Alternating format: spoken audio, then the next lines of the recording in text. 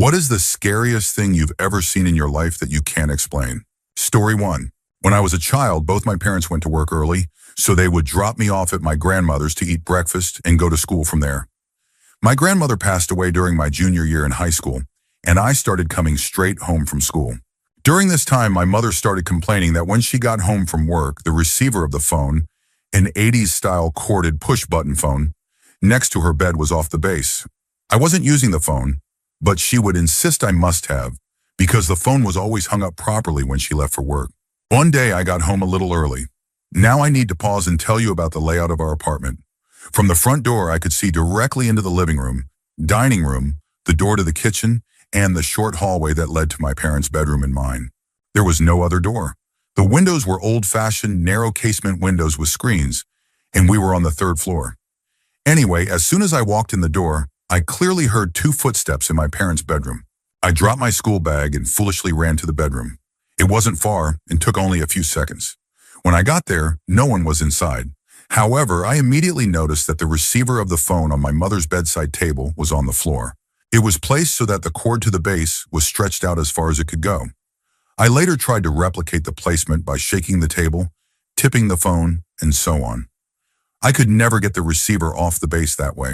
When I finally resorted to knocking it off with a finger, it would fall on the table or next to it. The only way I could replicate the receiver's position was to carefully stretch the cord, place it, and hold it for a few moments. It could not have gotten to that spot by accident. When I found the phone, I hung it up, and it immediately rang. I answered, and it was my dad. He asked what was wrong. I asked him why he was asking. He said he had called, apparently just before I got home, and someone, he thought it was me, answered the phone but never said anything. He finally hung up and had been trying to call back and only got through after I hung up the phone. I've never figured out what happened. I definitely heard footsteps, and I'm just as certain there was no one there. No one passed me. The windows in the bedroom were untouched, and my parents had too much of stuff under the bed and in the closet for anyone bigger than an infant to hide in either spot. Also, after this incident, my mother never found the phone disturbed again. Story 2. I have one story, though I can't explain it. I used to work as a security guard for an office building. Every once in a while I'd do my rounds, building completely empty except for me. Then I'd sit at the security desk and watch the cameras. But then the CFO would suddenly appear on the cameras. On the first floor, he would literally just appear in his office, even after I had checked and confirmed it was empty. He'd walk around the first floor for a bit, go back to his office, and completely disappear again. I'd go around the first floor, but I'd never see him in person. I only ever saw him on the cameras. It used to scare me a lot. I ended up recording the CCTV and showed the footage to the security supervisor, which led to HR questioning him about sneaking into the office after hours. Turned out, behind some filing cabinets in his office, there was this little hatch door that led to a vertical passageway with a ladder connected to the basement. The guy had gotten divorced the month before and lost his house. He was living in that tiny passageway with a sleeping bag. Story 3. It was around 1998, and my family had just moved into an old clapboard house on the edge of town. It had a huge backyard with a 6-foot wooden privacy fence on one side and a metal chain link fence about 4.5 feet high around the other 3 sides. We had neighbors on the privacy fence side, a small grass alley that ran behind the back with a street light, and then another yard beyond. Our bedroom was an old converted sunroom at the back of the house facing the yard. It had floor-to-ceiling windows all along the back wall. We didn't have many options for bed placement, so my headboard was against the windows, and my brother's bed was about 8 feet away, with his headboard against the opposite wall and the foot of his bed facing the windows. One night we were up pretty late. I was in my bed, and he was in his, just talking about random things when suddenly he went quiet. I figured he'd fallen asleep, but then I heard him whispering in a shaky voice. I asked, "What?" And he whispered again. I said, "Oh, speak up, I can't hear you." And then he goes, "Don't move and be quiet," in a forced whisper. Thinking he was just messing with me, I said, "Why?" while looking at him. Mind you, my head was toward the windows, and he was pointing into the backyard behind me. I quickly sat up and turned around, and saw this huge dog head staring almost nose to glass through the window right behind my bed. I was almost nose to nose with it, separated only by a single pane of glass and about 10 inches of air. When I say I screamed, I mean I screamed. Not my proudest moment, but hey, I was like 10 years old. The thing quickly ducked under the window, then ran to the side of the yard and jumped the 4.5-foot chain-link fence, bolting into the darkness. My dad came running into the room with my mom right behind him. We managed to get out that something had been looking through our window. My dad ran to his room, grabbed his shotgun, and headed out the side door into the backyard. Unfortunately, or maybe fortunately, he didn't find anything. He assumed I had a nightmare, and since my brother wouldn't admit to seeing anything, I got blamed and was told to stop messing around and go to bed. Typical parent response. Later that night, maybe an hour later, after begging my parents to let me sleep in the living room and still being refused, I was made to sleep in my room. So once again, my brother and I were in our room with the giant windows, completely rattled. We were both huddled in his bed, staring out the windows when we saw the thing again, walking along the chain-link fence on all fours. The fence only reached its mid-shoulder, so this thing was huge. It sniffed the ground, did a few circles, then hopped the fence into our backyard like it was nothing.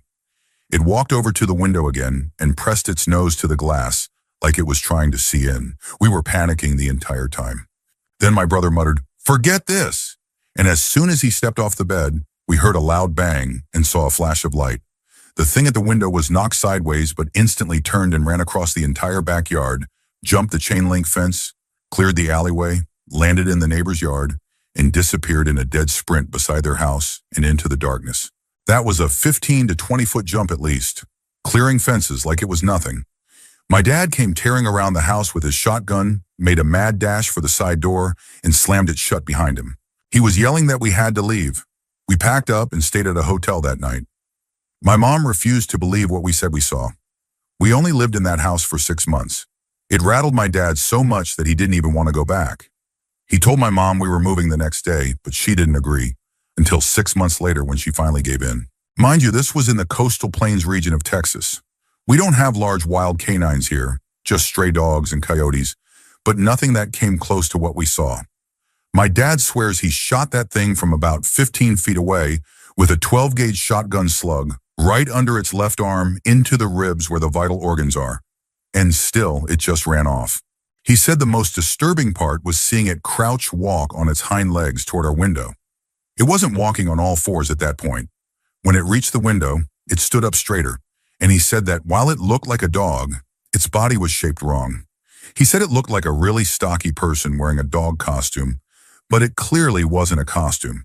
And when it had been sniffing the ground earlier, he noticed it wasn't actually following a scent. It was just staring at our window with its face pointed down, like it was pretending to sniff, almost as if it was trying to play a role and see if anyone would notice. He said he's had dogs all his life, and nothing about this creature's behavior was normal. Later, I asked my dad why he went into the backyard if he thought it was just a nightmare. He told me my brother gave it away. He said I looked panicked, but my brother was pale as a sheet and wouldn't take his eyes off the window. He said, "Your brother has never looked so scared and has never been one to make things up."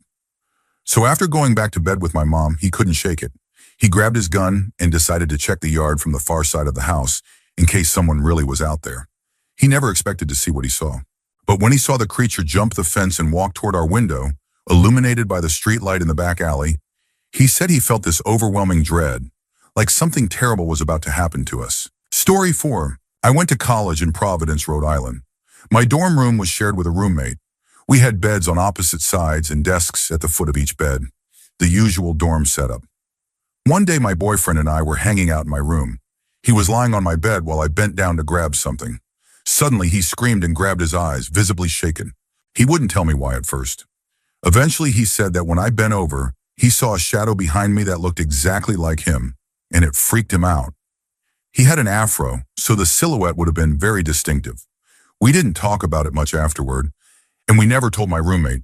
She wasn't in the room at the time. A couple of weeks later, I was asleep in bed with my boyfriend. I woke up in the middle of the night and saw my roommate packing a bag, clearly panicked.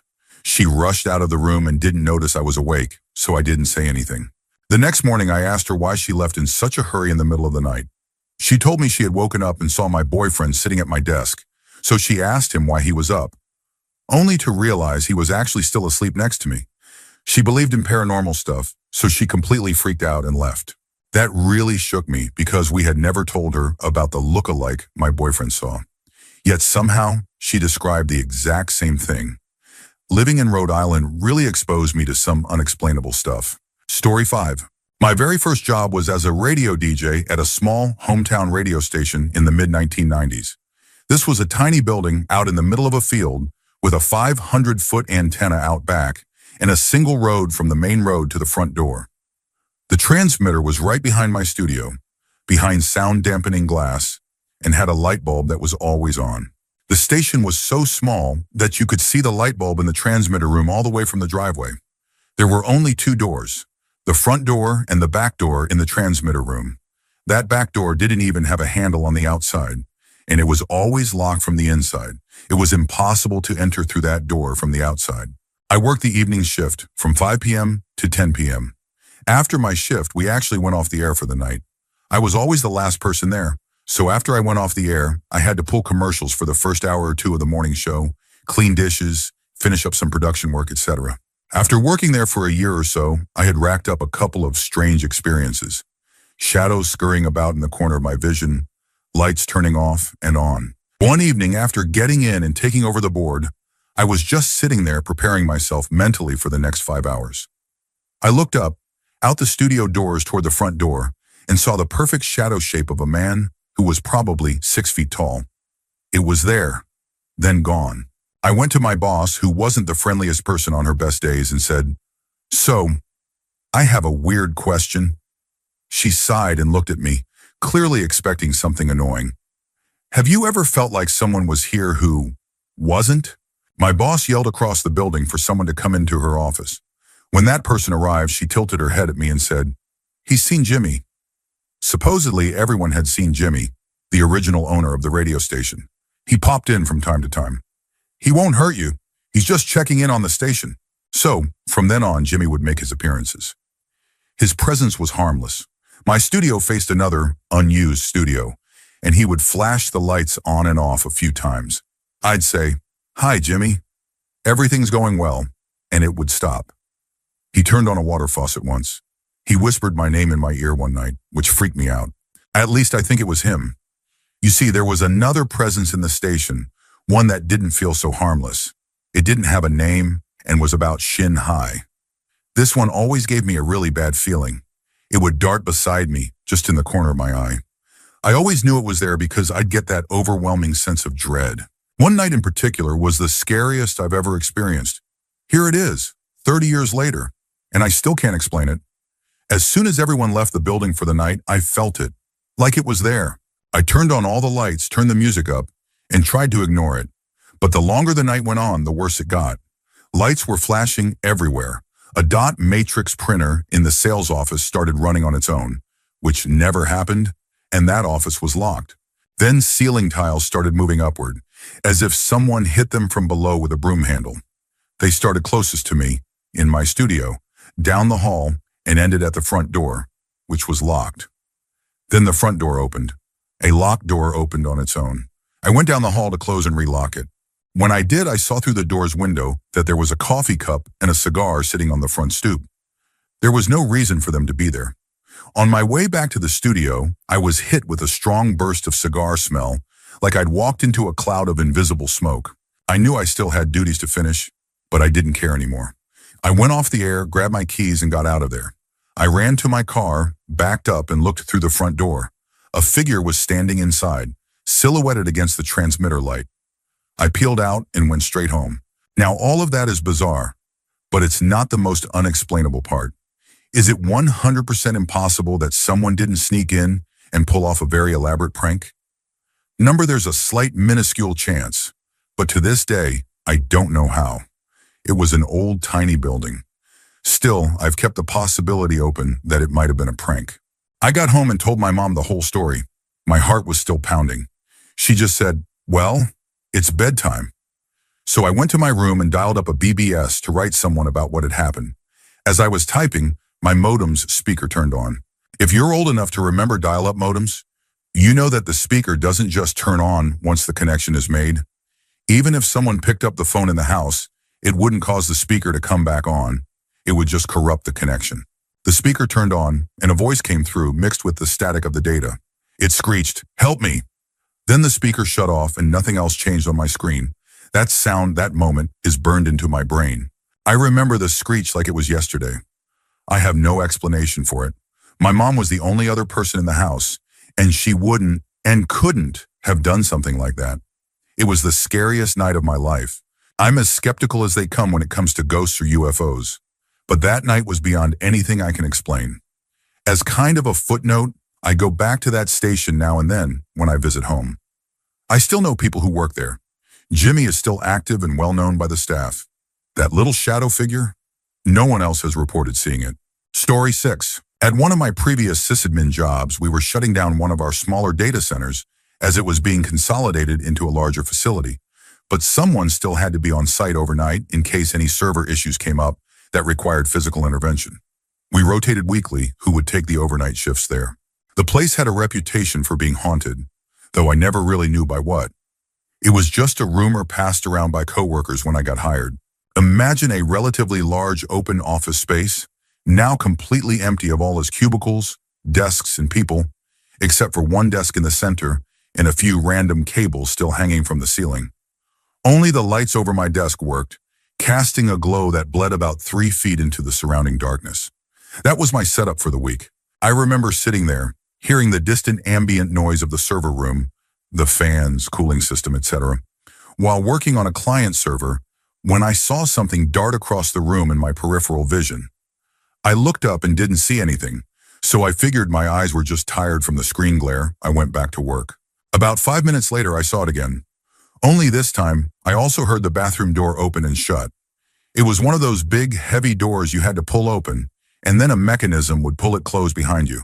I thought maybe one of my coworkers had come in for a server issue, so I got up and waited for them to come out. 10 minutes passed and no one came out. I walked into the bathroom to make sure no one had passed out or had a medical issue. One of my coworkers had a history of seizures, but the bathroom was empty. Now I was officially creeped out. I left the bathroom, and this time, I saw the shadow figure on the other side of the room. This time not in my peripheral vision, but straight on as it darted across the space. I quickly turned on the rest of the lights and started searching the entire office and server room, certain that someone was messing with me. I never found anyone. The rest of that night was uneventful, as was the rest of the week. Aside from me basically sitting at my desk the whole time, on edge, waiting for something else to happen. Story 7. I've shared this story on Reddit before, and I've been thinking about it a lot lately. It's not exactly a scary thing I saw, but I still wonder about it all the time, so I'll copy and paste it here. My best friend and I used to always talk about crazy dreams we had. We never thought much of it until he told me about one where he got hit by a car and died. We were about 15 or 16 when he told me the dream. We were into conspiracies, aliens, paranormal, lucid dreaming, so we talked about stuff like that a lot. He died right before he would have turned 20. He said he was riding a skateboard, wearing all black, when the car hit him.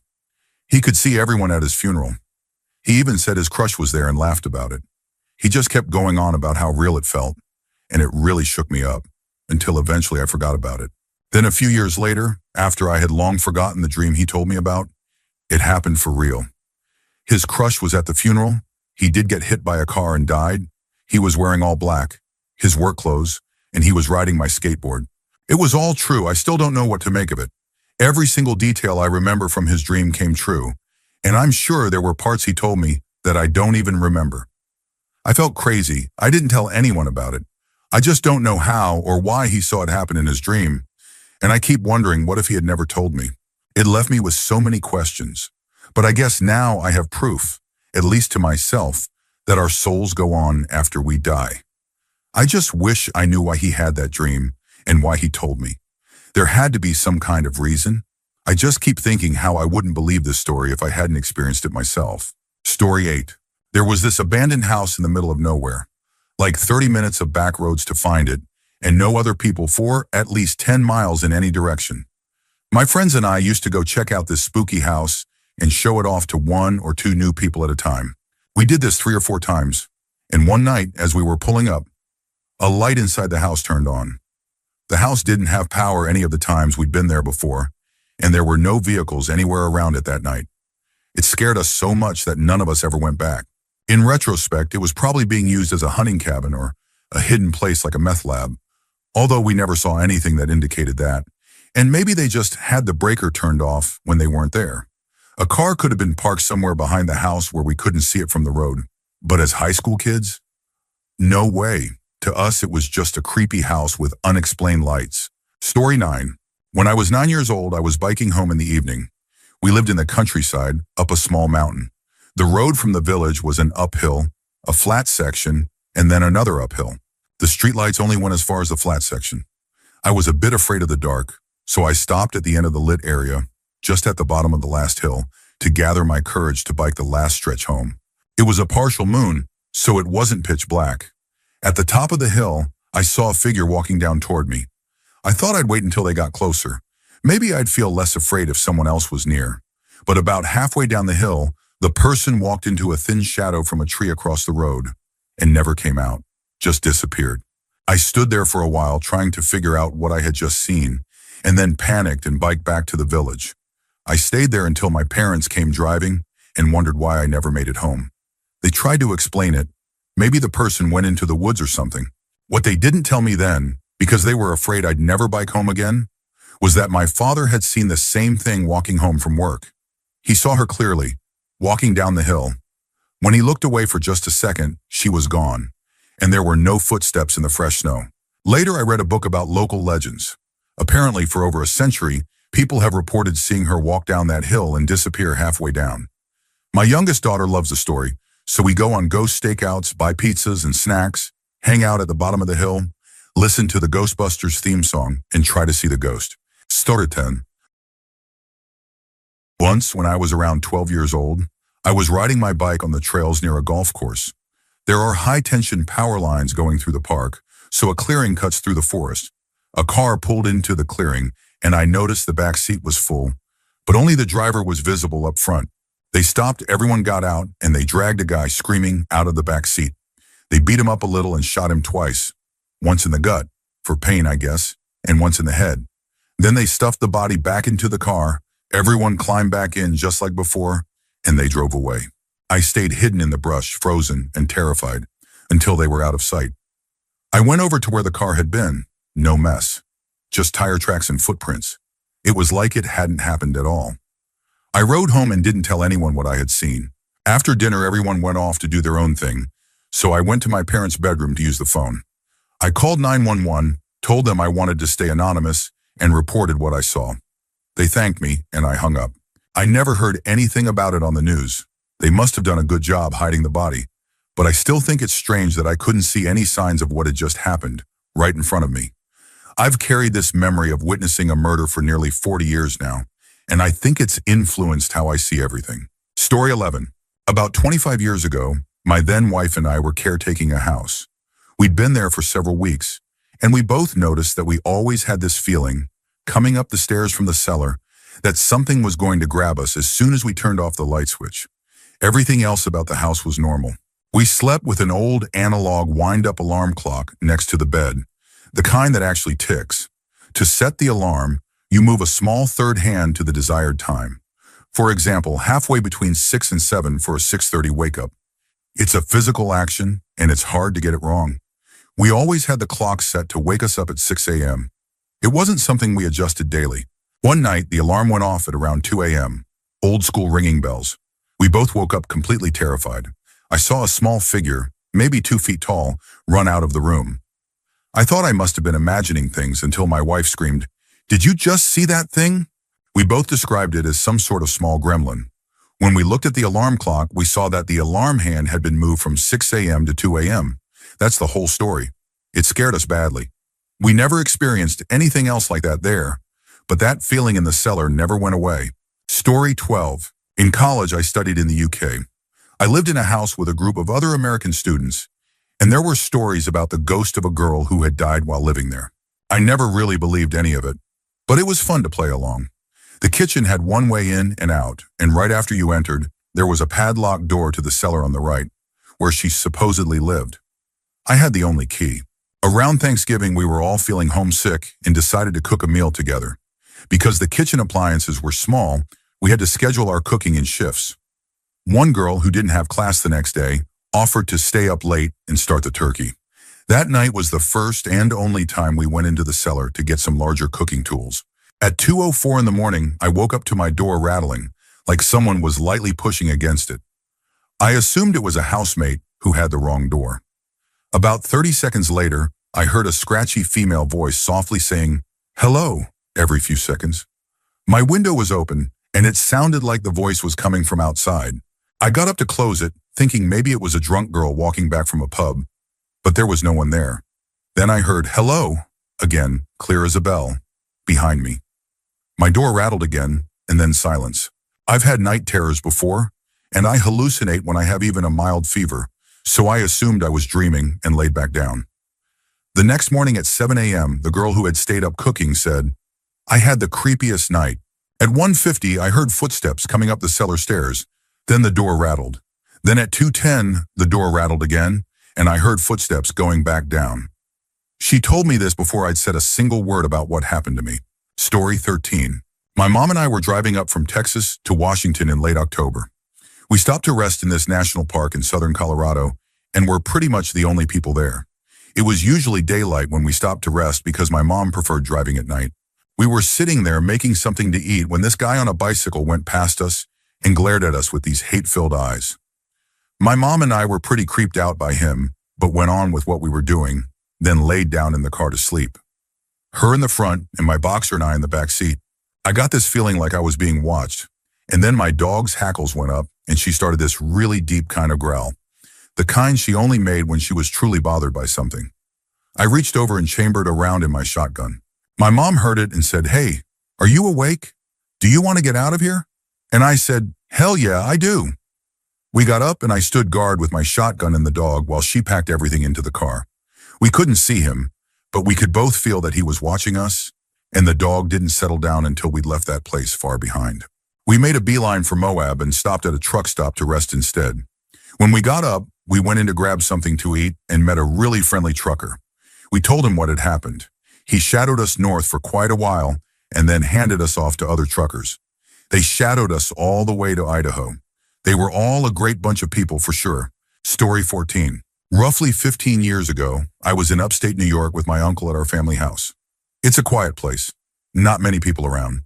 My uncle and I were outside when it started to pour, so we went inside. We were standing by the front door looking out, and my uncle was commenting on how hard it was raining.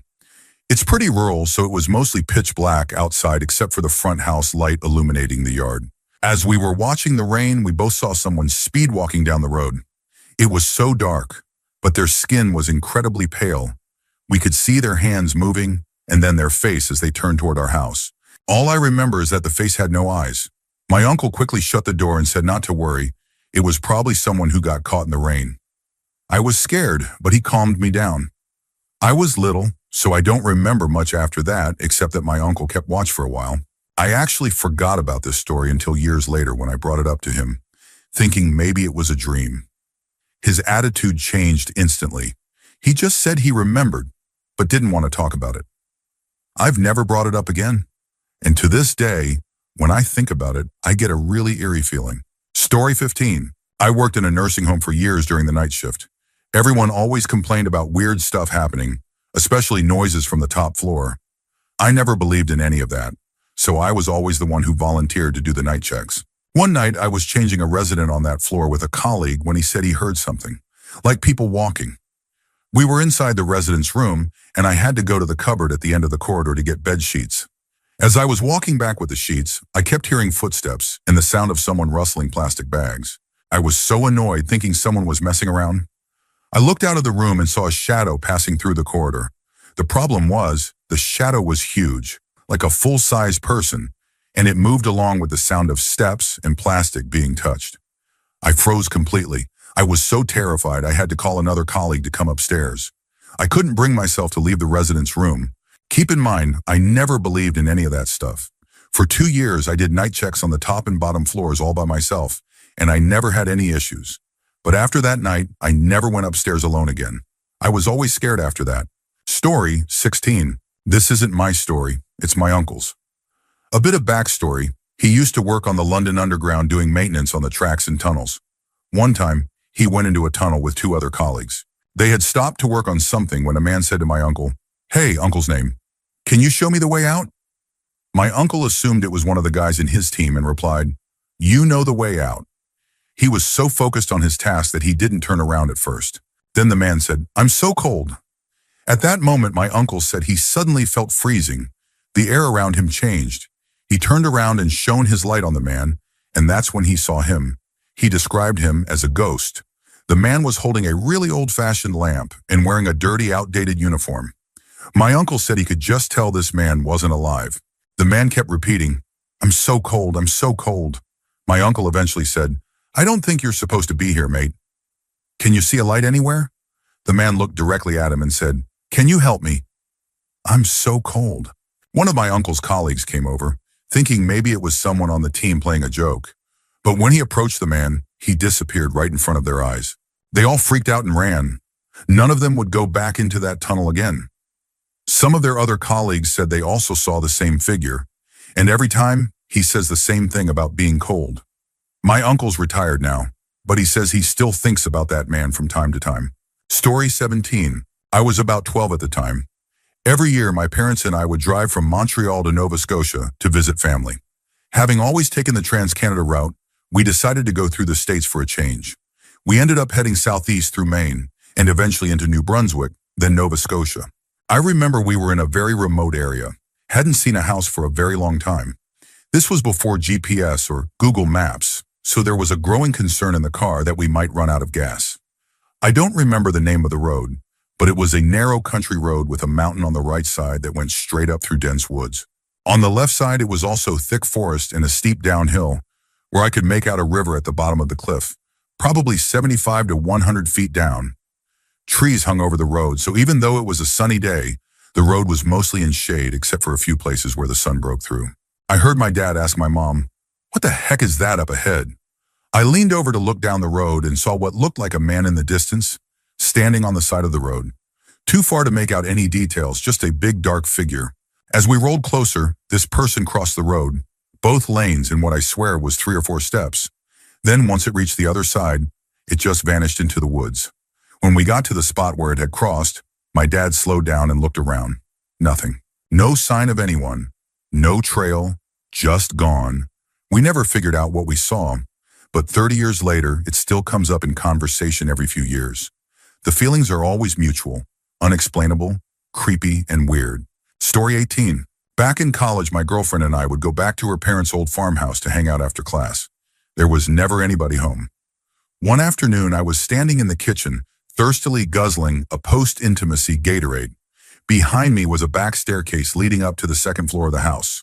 When I finished my drink and turned to leave the room, I saw a little girl, probably around 7 to 10 years old, standing on the bottom step. My first thought was, "Oh no, why didn't my girlfriend tell me there was a child in the house?" I really hope she didn't hear what we were up to. But before I could say anything, I realized something was off. She was semi-transparent and oddly two-dimensional in a way that's hard to describe. Slowly, I came to the realization that I was staring at a ghost. There was nothing inherently frightening about it. Knowing I was in the presence of something unexplainable, I tried my best not to blink. I stared at her for a good 10 to 15 seconds, taking in every detail. She wore a red and yellow summer dress. She had long blonde hair tied into 2 old-fashioned braids, black strapped shoes. The overall look gave off a 1940 to 1970 vibe. Fortunately, she didn't seem to notice I was there. She just stood on the bottom step, looking out the back window toward the driveway, like she was waiting for someone to arrive. I never took my eyes off her, and eventually she was just gone. I never believed in ghosts before that. I still don't fully believe in intelligent hauntings, but I'm definitely open to the idea of residual energy or echoes of the past. That moment changed something in how I think about the world. Story 19. Let me start by saying I'm on the fence about paranormal stuff. I'd like to believe there's something out there, but I also try to find a logical explanation for everything first. I'll always go through every possible reason before considering something paranormal. That said, my old family home was always a bit off. It just had a heavy, uncomfortable atmosphere. No matter how much we tried to make it feel like home, it never really did, even after 12 years. It was a very old place. 200-plus-year-old terraced houses knocked together in West Yorkshire, complete with a creepy coal cellar. Strangely, we only had access to one half of the cellar. The other half was walled off, with a single brick removed for ventilation. At night, I'd often lie awake hearing footsteps walking up and down the landing. It wasn't my parents. I knew their footsteps. And it wasn't my younger sisters because the steps were too heavy. The sounds would move from the top of the stairs, stop outside my room, and then walk back. It creeped me out that I never saw a shadow under the door. There were also voices and bangs in other rooms when no one else was home. Not the kind of noises you chalk up to neighbors or the house settling. The scariest thing that ever happened was one night shortly after we got our first family dog. I was in the living room watching TV with my dad. Because the house was made of two connected homes, one side of the downstairs was the living room, and the other side was the kitchen, dining area. There were doors at both ends. You could walk a full circle around the downstairs. We were just relaxing. The dog was laying by the radiator under the front window. Suddenly we heard a huge bang, the sound of the back door slamming shut and rattling. The impact was so strong, we actually felt the vibration. A few seconds later, the dog started barking furiously at the hallway. I went to see what was going on, and the front door was wide open. There was no one outside, no way someone could have opened it and run without us seeing or hearing. I checked the back door, completely locked with the chain on. That incident freaked me out. I refused to stay home alone for a couple of weeks after that. No explanation ever made sense. Story 20. I was driving home with my family late after a day of skiing. My father likes to drive a bit too fast for the weather conditions, and it had just started to snow heavily. We hit a patch of black ice, spun out, and started sliding toward what looked like a 30 to 40 foot almost vertical drop into a wooded area. Before we reached the edge, the section between the front and rear passenger side doors suddenly crumpled inward, enough for us to see outside, stopping us right on the shoulder of the road. The weird part is, when we got out, there was nothing there to hit. No guardrails, no street signs, no posts, absolutely nothing. What made it even stranger was that it didn't feel like a crash. I've been in accidents before, and this was nothing like that. We went from 65 miles per hour to a dead stop with the same force you'd feel pulling into a parking space. No jolt, no bang, just spinning, then an immediate stop. Another foot, and we would have gone over the edge, and likely wouldn't have survived. When we looked at the car, it looked like something out of an Avengers movie. The damage was as if Iron Man had reached out and stopped the car with his hand. It's hard to describe, but I'm convinced something beyond explanation stepped in to stop us. Story 21. I'm not typically one to believe in the supernatural, but something happened to me a few years ago that I still can't explain. Even thinking about it now gives me chills, and I often wonder if anyone else has experienced something similar. Here's what happened. I was on a road trip with a couple of friends headed to a small town known for its scenic mountains and forests. We planned to camp in a clearing not far off the main trail, just to watch the stars and escape the city for a few days. Everything went well. We arrived just before dusk, set up our tents, and got a fire going. It was peaceful and exactly what we were looking for, completely isolated. Around midnight, the conversation began to fade. The forest was silent except for the crackle of our fire. We were about to turn in when I suddenly heard faint, distant music. At first, I thought I was imagining it, but my friend looked around too. I asked him, "Do you hear that?" And he nodded, looking just as confused as I was. We strained our ears trying to figure out where it was coming from, and realized the sound came from deeper in the forest, beyond where the firelight reached. It was a melodic humming, almost like a lullaby. The strangest part was how it echoed around us, like we were inside a large, hollow space. We figured maybe some other campers had a radio, but it didn't sound like any modern music. It was haunting and beautiful, but deeply unsettling. We considered investigating, but ultimately decided not to. It was late, we were unfamiliar with the terrain, and we didn't have enough light. So we just sat there listening, hoping the music would stop. But it didn't. It kept going and even grew louder, like it was getting closer.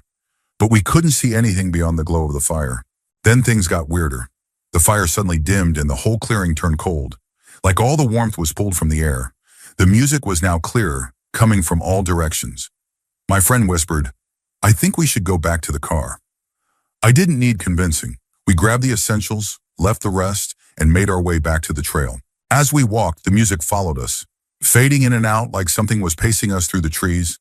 At one point I saw movement, just a flicker of a shadow in the branches, but it didn't match anything natural. We reached the car, locked the doors, and drove to the nearest town without looking back. The next morning we returned for our gear. Everything was where we left it. But the clearing felt different, like something had been disturbed. Even in daylight, it felt like we weren't alone. We've tried to rationalize it, maybe strange echoes or someone else camping, but no one in town had seen or heard anything unusual that night. The nearest known campsite was miles away. I've asked other hikers and campers if they've ever experienced anything like that. And while some had spooky stories, no one described anything like this. Maybe it was some kind of group hallucination, but we all heard the music, we all felt the cold, and none of us can explain it. Story 22. In 2002, I came home from college to the Cincinnati area and met up with a couple of high school friends. We were driving around northern Kentucky around 9 p.m. It was unusually foggy that night, low-hanging clouds, and the tops of the hills were completely hidden in mist. I was in the back seat while my two friends were in the front. Just after we crossed a bridge, I saw a light up in the fog. At first I thought it was a helicopter, but that didn't make any sense. It was way too foggy for any helicopter to be flying. There would have been zero visibility. I pointed it out, and my friends saw it too, but they couldn't get a good view from the front. I had the clearest angle looking through the back window, so I kept describing what I saw. They eventually pulled over. We watched for a bit, but then the light disappeared. After waiting a couple minutes, we decided to keep moving. A few minutes later, the light reappeared. It was brighter now and seemed to be getting closer to the hilltop, right to the edge of the fog. And then it happened. I saw the edge of a round, dark object emerge from the cloud cover and hover there for a moment. It reminded me of that moment in The Shining when Jack Torrance sticks his face through the door. Just sudden and jarring. I couldn't see where the lights were coming from. They were still hidden behind the fog. But I was definitely looking at a large, dark, rounded surface. My mind immediately went to UFO. To this day, I have no logical explanation. A blimp is the closest thing I could compare it to. But this thing disappeared back into the clouds, and the lights shut off completely. I didn't think much about it afterward, just chalked it up as strange, until years later when I saw the movie Nope. I had a mini panic attack in the theater. The imagery in that movie was eerily similar to what I saw that night. Story 23. Around a year ago, I moved into a new apartment. It was in a nice area, had a good amount of space, and at first glance nothing seemed wrong, but very soon, just a couple of days after moving in, that place started to feel really off. I had this unexplainable sense of dread and felt like I wasn't welcome, almost as if the apartment itself hated me. I couldn't shake the feeling that I was being watched. My mental health declined rapidly, I already had OCD, and I developed an eating disorder from the stress shortly after moving in. I want to be clear that my conditions don't cause hallucinations or delusions. I've always been skeptical of the paranormal. I think it's cool, but I usually look for logical explanations. The feeling of being watched and unwelcome persisted the entire time I lived there. The strangest moment was when I saw, clear as day, a shadow-like silhouette of a man in the hallway. His upper body and head were clearly visible, but below the mid-torso, it was a blur. He stood there for a second or two and then vanished. What I remember most is how he just stood there, a little hunched over, kind of at a side angle, head tilted slightly toward me. He looked like an actual person with a lazy posture. Recently, I asked a friend who had visited that apartment once if he noticed anything strange, without giving any details. His response, "Oh yeah, I wouldn't be surprised if that place was haunted. It felt weird." And he's not someone who usually buys into paranormal stuff. After about 6 months, I moved out. My new apartment is in another city, and honestly, it's a lot worse in terms of size and surroundings, but I'm much happier. The constant dread is gone.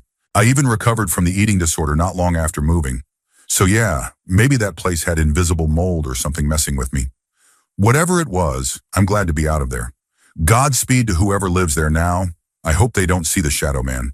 Story 24. About 12 years ago, when I was in my teens, my friend's dad drove us to a place known as Devil's Hill. It was famous for a massive hill people used to speed over, and the area had a reputation for being haunted. There was also a really creepy old church nearby.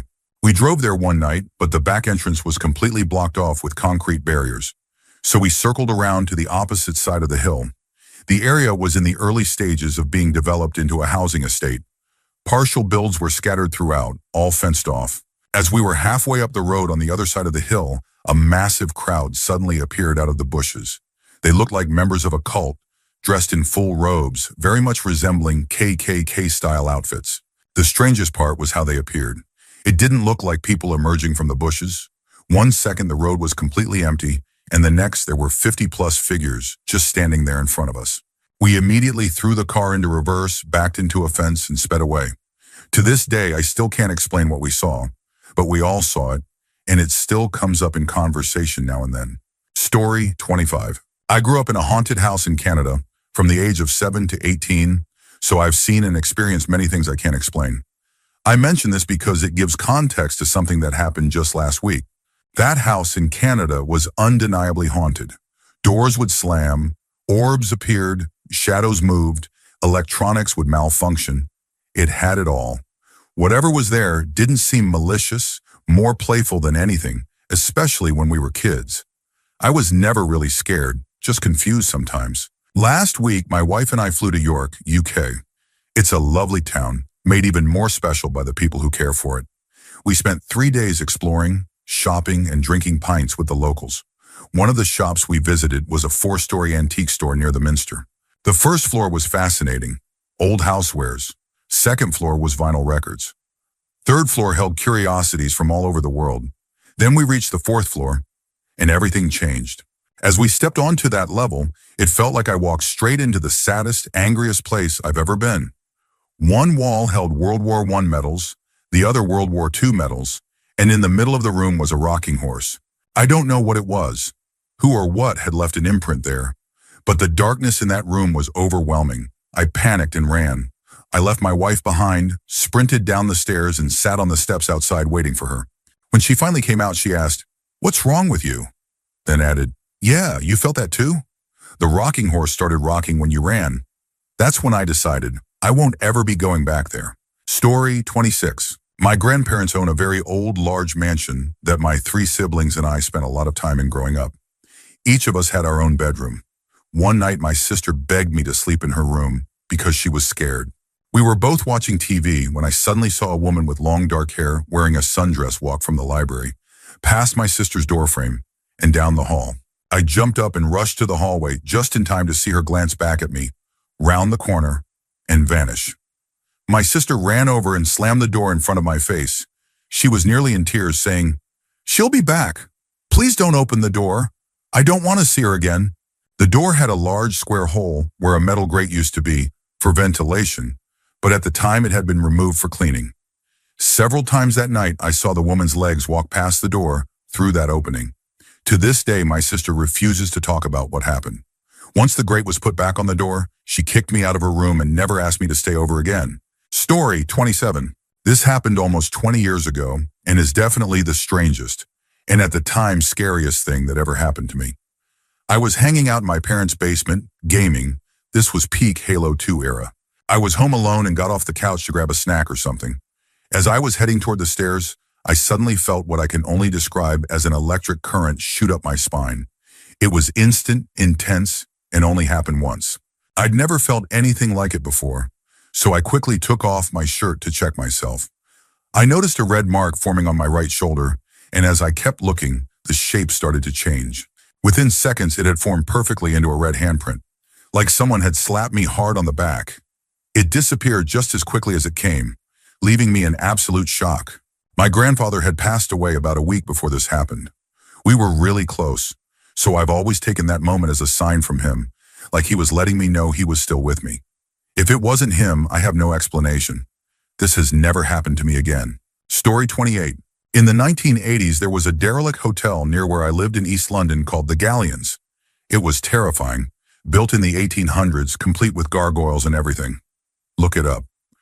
All the neighborhood kids used to dare each other to go to the 3rd floor, bang on the corrugated iron blocking the windows, and run back down in almost complete darkness. One day during the school holidays, about 6 of us went over there to mess around. We'd been inside for hours and had literally searched the whole place using stolen workman's lamps. You know, the ones with real oil and an open flame. The hotel was trashed, empty, and had been vandalized for decades. My younger brother, who was 13 at the time, joined us later. He had never been inside, so my friend and I took him in to go up to the dreaded 3rd floor. The only way in was through the cellar, which let in a bit of daylight. But once you reached the ground floor, it was completely dark. I suggested we sit on the stairs for a minute to let our eyes adjust, since the oil lamps barely gave off more than an orange glow. As we sat there, we heard footsteps coming down the wooden staircase from the floor above us. No mistaking it, clear creaks and the clomp-clomp of someone walking down. We completely panicked and bolted down the narrow staircase, back toward the cellar. In the chaos, my friend dropped his lamp. It crashed down the steps, the oil spilled, and it caught fire. We didn't stop or look back, just ran. The whole group sprinted across the field. Forgot to mention, this cursed place sat alone by the Thames at a disused dock and made it to the bus stop. A bus happened to be there, and we got on immediately. Once on the top deck, we looked back and saw smoke pouring out of the hotel. We all went home that night, terrified the police would knock on our doors since the building was listed and had historical value. The next day, we nervously returned to see what damage we'd caused, if the building was even still standing. To our total disbelief, it was untouched. Those stairs had definitely been on fire, and the building was mostly wood, over 100 years old, filled with trash. It should have burned down. I'm 54 now, and this remains the only thing in my life that has ever made me seriously consider the paranormal. We'd searched that building top to bottom. There was no one in there. The hotel has since been renovated and reopened. One day I should book a room on the 3rd floor.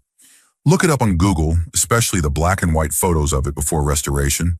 Galleon's Hotel, Beckton, London. Story 29. When I was 5, my family moved into a new house, and I hated it. From the moment I saw it, I had this intense, fearful hatred of the place. I couldn't explain it, but I begged my parents not to move in. I pleaded with them not to make me sleep in the bedroom that was supposed to be mine. I even begged them to find any other house. I just felt that this one was bad. Whenever I misbehaved, I'd be put in time out. I usually didn't mind. It was peaceful, and at least no one was yelling at me. But if they told me to spend time out alone in my room, I would completely freak out. I would beg them not to do it because of the wolves. I would hear howling, growling, sniffing, and scratching. It sounded like it came from all the rooms upstairs at once, but never the room I was in. Sometimes I would sneak halfway down the stairs, so I'd be close enough to make a run for the living room before the wolves got me. I'd spend the whole punishment just staring at the top of the stairs, frozen in fear but ready to bolt. The kitchen had a single window over the sink, looking out onto the backyard. There was a creepy old shed to one side and what I used to call the forest at the back. My mom later told me it was just a line of trees separating our street from the next one. But in my memory, it's still a thick, endless forest. One winter evening, we were all home watching TV. I went to the kitchen to get a drink. I grabbed a cup, turned toward the sink, and saw a man staring at me through the window. Clear as day, he was old, bald, and had gray skin. He wore a tan-colored long coat with a large upright collar like a dress shirt. His expression was emotionless, just staring. I was frozen. I tried to scream, but all that came out was a whisper. I was stuck like that for what felt like forever. The old man, motionless, inches away from me, lit only by the kitchen light. I just stood there, whisper screaming, until I could finally shout for my mom. She came in, and the man didn't move. He didn't back away. He just slowly faded from sight. I was hysterical, yelling, "There's a man in the window. He's staring at me." My dad came in, picked me up, and tried to calm me down by showing me my own reflection. But the angle didn't make sense. I was shorter than the sink. I couldn't have seen my reflection. I insisted over and over. He was outside the window, right there, staring at me. My dad checked outside. Nothing. They tried to settle me for the rest of the night. Years later, I told this story again in front of my mom. She was stunned. I remembered every detail. She didn't know about the whisper screaming part because I never mentioned it then. Then she asked, "Do you remember the wolves?" I said yes. That's when she told me they got that house at a discount. It had belonged to a friend's parents. Her mother had died suddenly from a fast illness, and her father later died by suicide in the shed. The daughter wanted to sell the house as fast as possible, and my parents happened to be looking. So one of them died upstairs. The other in the shed. I was terrified of both. We only lived there for less than a year, and when we looked for a new place, my parents asked me at every house, "Does it feel like a bad house?" They ended up choosing the home they still live in today because 5-year-old me said, "This one feels good." Story 30. I lived on an old farm that had been in our family for generations. The fireplace had those glass doors stained with years of smoke. We lived in Texas, so we rarely used it, maybe once or twice a year during the holidays. I was about 6 years old, and I always had this feeling that something was staring out from behind that glass. I'd get goosebumps, and the hair on the back of my neck would stand up. I told my parents again and again that there was someone inside the fireplace. They brushed it off and just told me to pray. I refused to ever look directly at the doors. I knew that if I did, I'd see whoever or whatever was in there. Unfortunately, one night I decided to face my fears. I looked straight into the glass. What I saw was a small child, curled up behind the glass. Their skin was blue and ashen, their eyes sunken, their breath forming tiny puffs of cold air. They were sitting with their knees pulled to their chest, visibly shivering. I stood there frozen, feeling the chill creeping up my spine. The child slowly lifted a hand and placed it on the glass. I swear I could feel the urge to open the doors, like something was gently pulling me in. Before I could move, one of my siblings came running into the den, screaming about something unrelated. I snapped out of it, but I never saw the fireplace child again. No one believed me. They said I was being dramatic, but I still remember that face so clearly. I always felt it watching me, even after that night. Every time I got near the fireplace, I felt the same invisible pull, the same urge to open those doors. I've seen other strange, unexplainable things since then, but that was the first, and somehow it's still the one that haunts me most. Story 31. My parents live on a large rural lot, far away from anyone except for one neighbor. It's kind of like being out in the woods alone. In the winter, they go to Mexico to escape the cold in northern Canada, and back when I didn't have my own place yet, I used to stay at their house while they were away. One night during one of those stays, I woke up in the middle of the night with this sudden, unexplainable feeling that someone or something was inside the house. I checked the clock. It was around 3 a.m. I turned on the light and a cold shiver ran through me. I kept the bedroom door shut at night, especially since we had dogs, and I liked them sleeping in the room with me. All of a sudden, the dogs started growling, something they almost never did. Then they walked right up to the base of the bedroom door, where the small crack at the bottom was, and started growling and barking furiously at it. They kept barking for about 15 to 20 minutes, nonstop.